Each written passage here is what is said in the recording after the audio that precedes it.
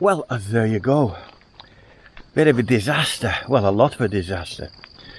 I've been asked a number of times, will the farmers be compensated for the loss of crops? Well, rice grows in water, so rice is not that bad. There usually isn't a loss with rice. Corn, if corn's in standing water for 2 days, it's gone. So I'm told that the Thai government usually compensate the farmers for a disaster like this at about 1,000 baht a rai, which isn't a lot of money. It's about 2,500 baht per acre. And the more substantial losses is the people with the property, because you can bet that the bulk of the locals don't have insurance. And somebody said, well, let that be a lesson, don't build a house near a river. That's unfair, because the river systems and the klongs were coping with the wet season as they normally do.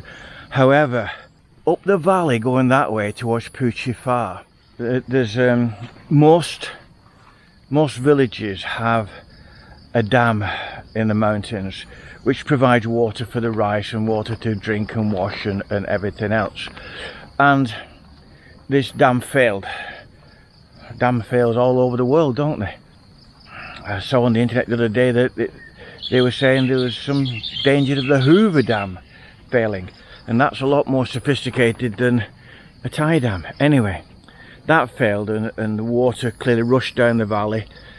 The valley is, in the floor of the valley is the Nam Now, which is the village across, and that's what the power of water came down that I filmed on the first night. When I filmed the first night, clearly we were at the edge of it. We were at the edge of it, and we didn't realise what the severity of it was. But as I said, that's the Nam Now, the river Now, which flows into the river Lao, that's the one that goes through our farm, which in turn flows into the river Ing, which meets up in the river Mekong, along with all the other major tributaries. But it compressed the problem at the basin at Turn. Turn is spelled Thoeng.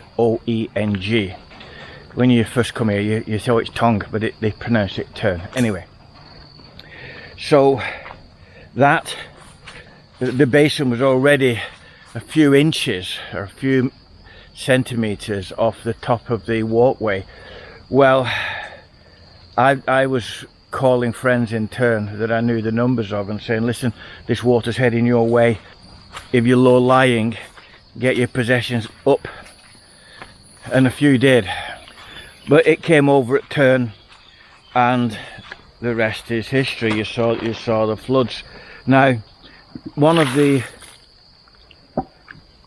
local schools, there was 60 children in one of the schools at Turn that couldn't get home that night.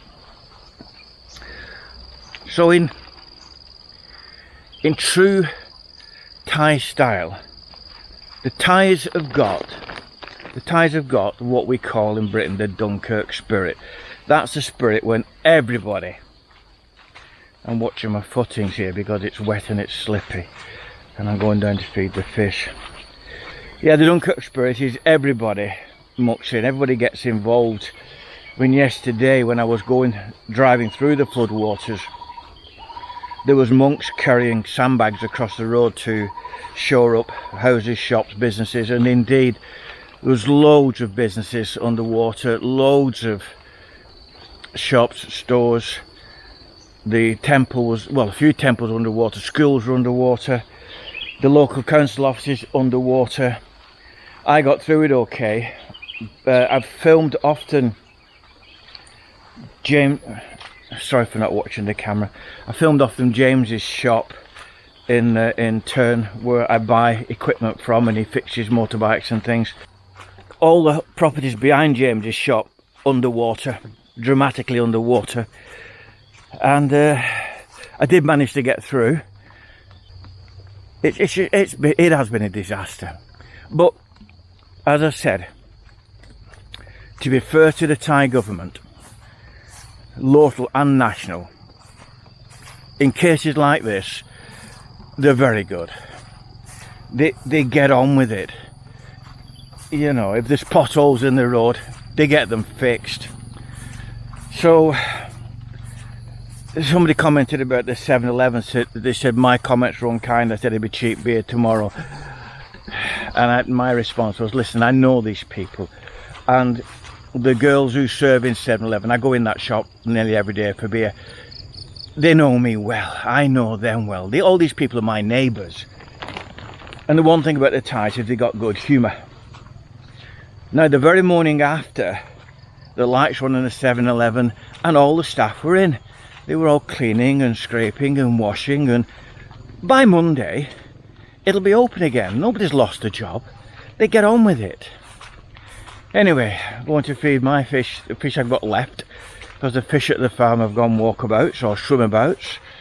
We've no doubt lost all those. But I said to May, they're only fish. Our loss is local Thais gain. They'll be catching them in the rivers over this next year, and they'll be going, wow, where did this big fish come from? Came from my dam, mate.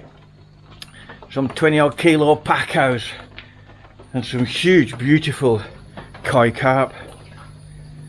So, but that's nothing compared to what some people have lost. So I'll get these fed, these rascals.